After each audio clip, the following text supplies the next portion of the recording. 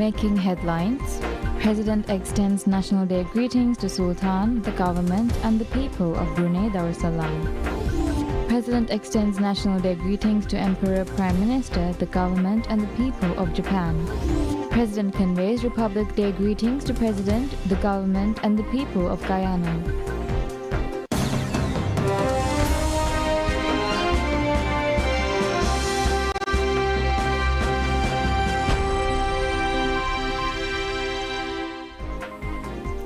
Bismillahirrahmanirrahim. Hello and welcome to PSM News in English. I'm your host Ahmad Imad and I'll be continuing with the details for the latest stories.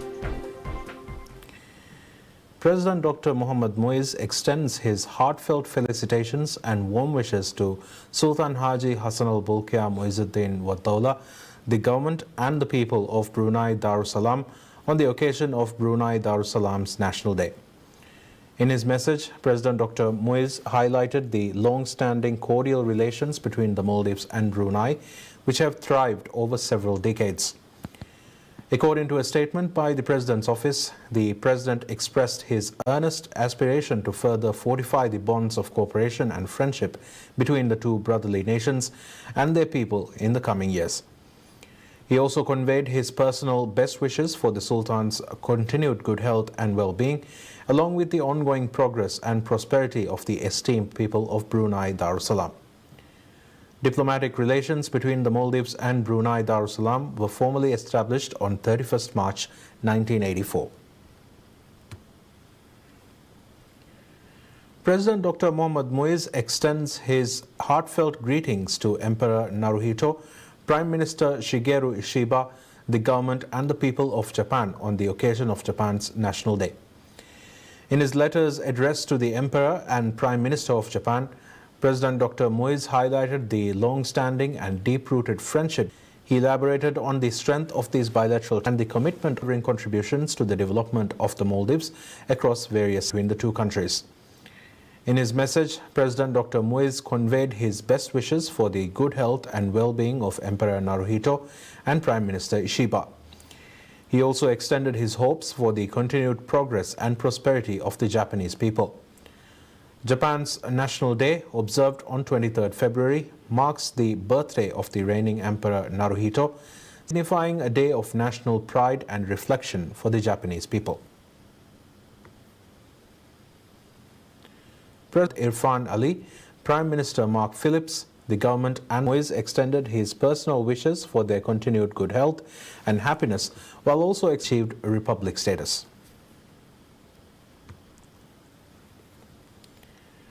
President Dr. Mohammad Muiz departs for a 3-day visit to all inhabited islands of Dal Atoll. During his tour, the President is set to meet with the atoll and island councils, women's development committees and heads of various island institutions. He will also launch key development projects and inaugurate recently completed initiatives. The President's visit to all inhabited islands of Dal Atoll aligns with his commitment to engage with the people, assess their needs and visit every island twice during his term. During these visits, he has met with nearly all island councils, with just one exception, to discuss the development needs of the islands. The President is accompanied by cabinet ministers and senior government officials. He is set to return to Male City on Tuesday after concluding his visit to all islands in Dal Atoll.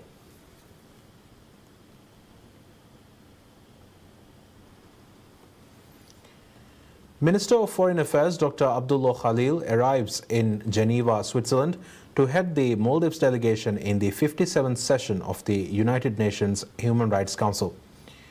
In a post on his X account, Minister Dr. Khalil said he would be speaking at the high-level general debate and will be participating in several high-level discussions.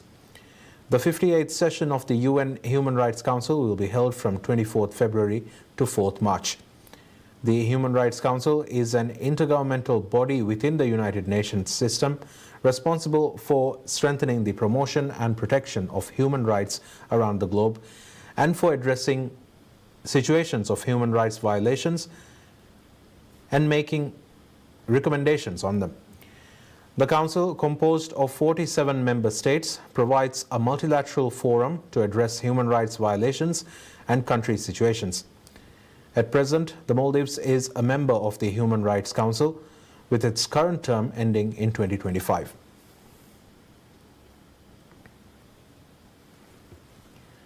Maldives Airports Company Limited (MACL) and Maldives Transport and Contracting Company (MTCC) signed an agreement for the development of an airport in Fanu, Ra Atoll.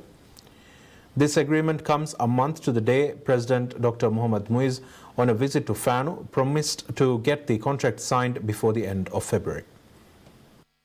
As part of the agreement, MTCC will conduct feasibility studies, environmental impact assessments, EIA, and design work for the airport's development. This project, in line with the government's vision for the national development, represents a substantial investment in the travel and tourism industry, fostering economic growth and enhancing regional connectivity. During the ceremony, Ibrahim Sharif Muhammad, MACL CEO and Managing Director, assured that MACL would collaborate closely with MTCC to ensure the project is completed on schedule. MTCC also reaffirmed its commitment to delivering the project on time. Speaking at the ceremony, Ibrahim Fallah, leader of the ruling People's National Congress (PNC) parliamentary group, who represents Fano in Parliament, emphasized the project's significance for tourism development in the atoll. He stated that the project would benefit not only the people of Ra Atoll but also the entire nation. President Dr. Muiz, on his visit to Fano on 23rd January, said the hopes and aspirations of the people in the island were linked to their dreams of an airport. The president said, as pledged during his presidential campaign, the contract to develop the airport will be signed with MTCC this month, which will be quickly followed by its mobilization. The president said the Fano Airport project is linked to the hopes of its people, will boost much needed economic activity in the region with more job opportunities and attract more tourist resorts to the area. According to the president, the Fano Airport project remains a sound investment as it will become the cornerstone of his pledge to attract more tourist resorts to Ra Atoll. A conference dedicated to the advancement of hemodialysis services commences in the Maldives. Organized by MedTech Maldives, a leading healthcare product supplier, in collaboration with Japan's Nephro Corporation, the event seeks to explore avenues for enhancing dialysis services nationwide.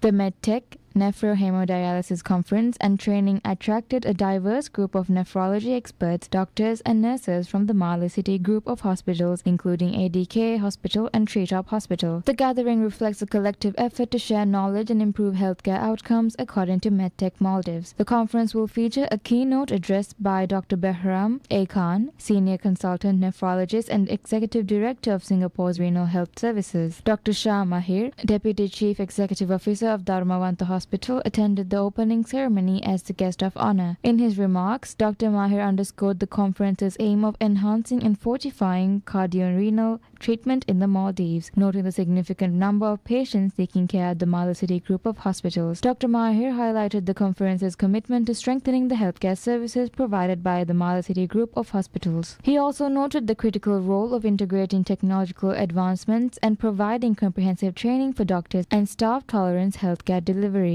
Addressing the financial challenges involved, Dr. Mahir remarked on the substantial costs associated with bolstering healthcare services. He stressed the focus of preventive measures to reduce the incidence of illnesses, highlighting the importance of early detection, particularly for cardiovascular diseases, and the need to raise awareness about these conditions. He also underscored efforts to develop high-standard healthcare facilities and establish a robust data system. Scheduled to run from 22nd to 25th February, the conference includes information sharing and deliberations on hemodiafiltration treatment, kidney transplants, and cancer treatment. Minister of Health Abdullah Nazim Ibrahim states that the administration's goal is to leverage digital resources and technological advancements to bolster and enhance healthcare services across the nation. He made this statement during the International Health Dialogue 2025 IHT 2025 session, part of the 12th International Patient Safety Conference IPSC, held in New Delhi, India from 21st to 22nd February. The conference, organized by Apollo Hospitals, included a diverse array of sessions such as informative presentations, panel discussions, debates, and paper presentations. In his address, Minister Ibrahim highlighted the potential of a digital healthcare system to deliver safe and efficient healthcare services. According to him, integrating digital healthcare systems could mitigate human errors and elevate healthcare standards through advanced digital technologies. Minister also underscored the administration's commitment to augment and employ digital technologies to fortify the nation's healthcare sector. To further these efforts, Minister unveiled plans to introduce a digital health blueprint framework imminently. He said that the framework aims to enhance healthcare services and ensure comprehensive care for the maximum number of people, a central tenet of the framework's roadmap. The minister also pointed out the Maldives' progress, stating that the country have already established digital platforms related to primary healthcare and vaccination. According to him, the Maldives has already become a significant regional player in introducing digital healthcare solutions with those initiatives. He also addressed potential challenges posed by digital healthcare systems, stressing the need to safeguard patient privacy and confidential information stored on 23rd February.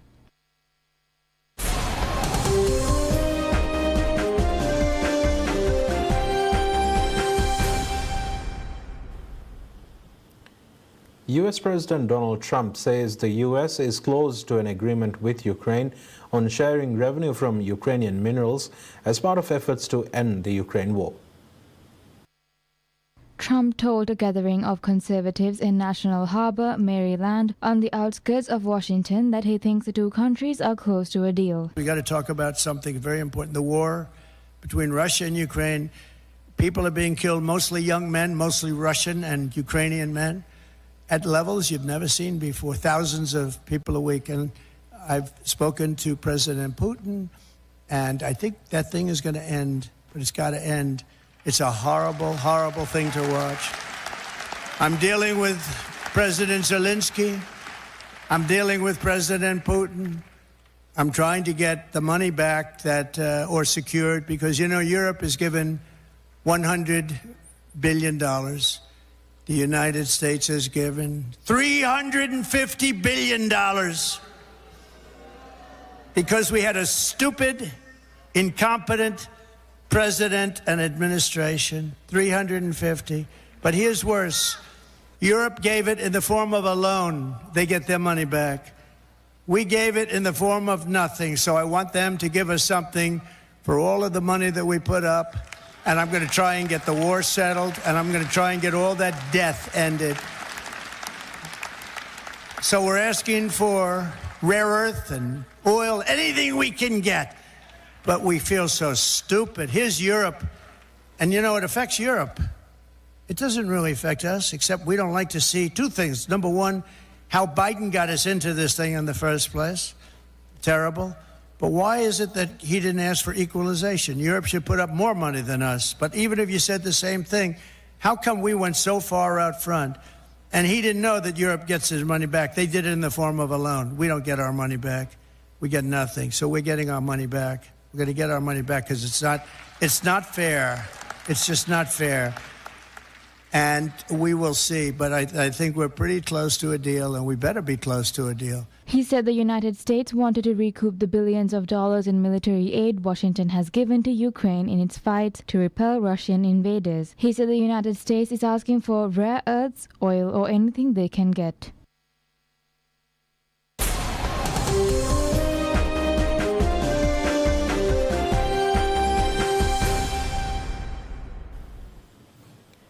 Serbian students march over 90 kilometers through the northern province en route to a large protest planned in Versace.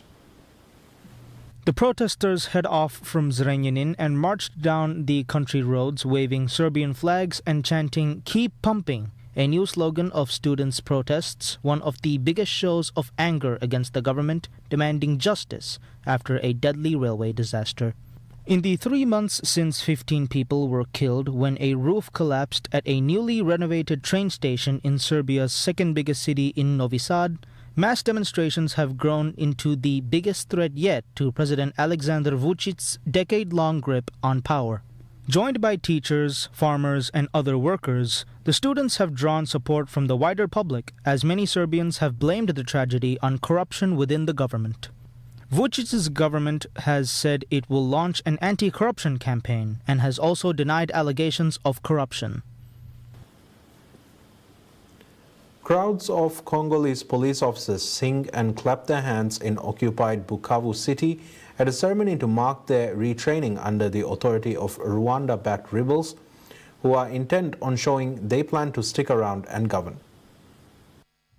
The event comes a week after the M23 rebel group's advance into Eastern Democratic Republic of Congo's second-largest city, which was rocked by looting and unrest as Congolese forces withdrew without a fight. The M23's capture of swaths of eastern Congo and valuable mineral deposits has fanned fears of a wider war and led the UN Security Council to demand unanimously on February 21st that it cease hostilities and withdraw. In Bukavu, there was no sign this call would be heeded. The assembled police, wearing brand new uniforms and black berets, were told they would leave for a few days of training and come back to support the M23. Around 1,800 police officers have surrendered for the retraining, with a further 500 more due to do so, said Lawrence Kanyuka, a spokesperson for the AFC rebel alliance that includes the M23. The Congolese government did not immediately respond to a request for comment. Officials say that Russia launched several waves of missile and drone attacks overnight targeting Kyiv and other parts of Ukraine, killing one civilian in Kryvyi Rih and damaging buildings and cars in Kyiv and elsewhere. Mayor Vitaly Klitschko said on Telegram that multi-wave drone attacks on the capital damaged several residential houses and cars, but there were no immediate reports of injuries. Both sides deny targeting civilians in the war that will mark its third anniversary on February 24th and which Russia started with a full-scale invasion in February 2022. Ukraine's Air Force said on Sunday that Russia launched 267 drones in an overnight attack. It said that 138 of the drones were downed and another 119 disappeared from radars after being jammed by electronic warfare, adding that Russia also launched 3 ballistic missiles.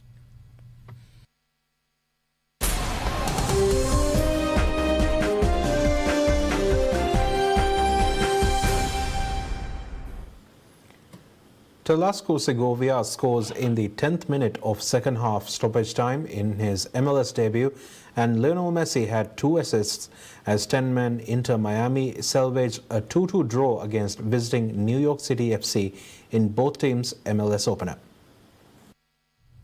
Tomas Aviles opened the scoring for the defending Supporters' Shield champions in the 5th minute, but was then sent off 18 minutes later for denying Alonso Martinez an obvious goal-scoring opportunity.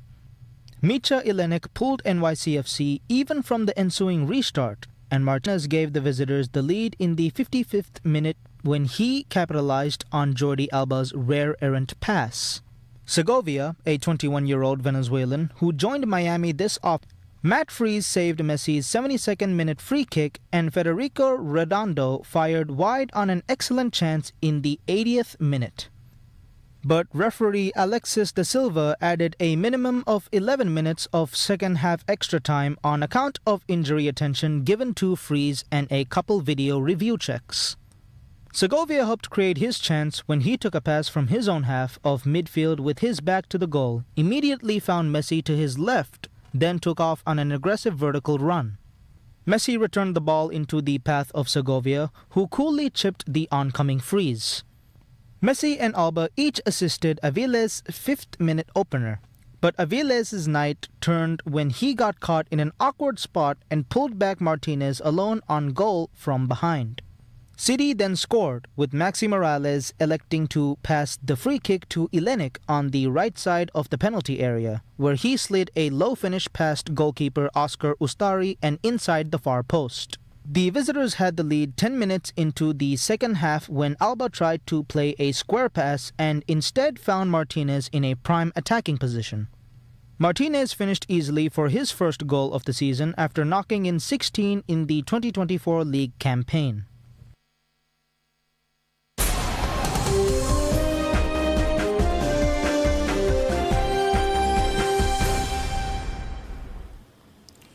Hundreds of people in India's northern Gurugram city gather to witness a classic and vintage automobile exhibition.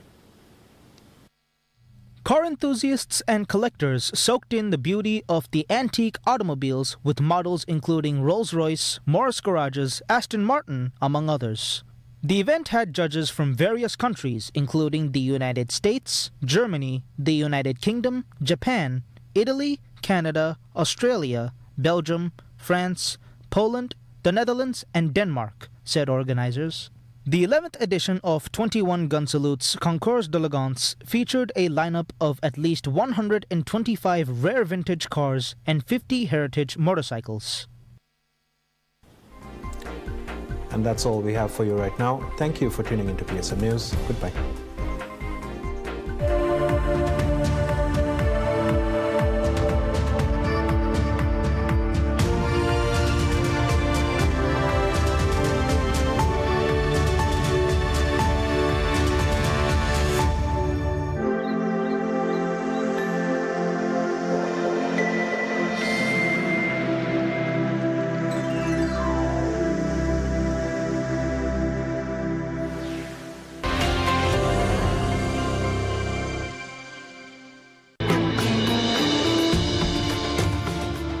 Rodeki Kobakan again.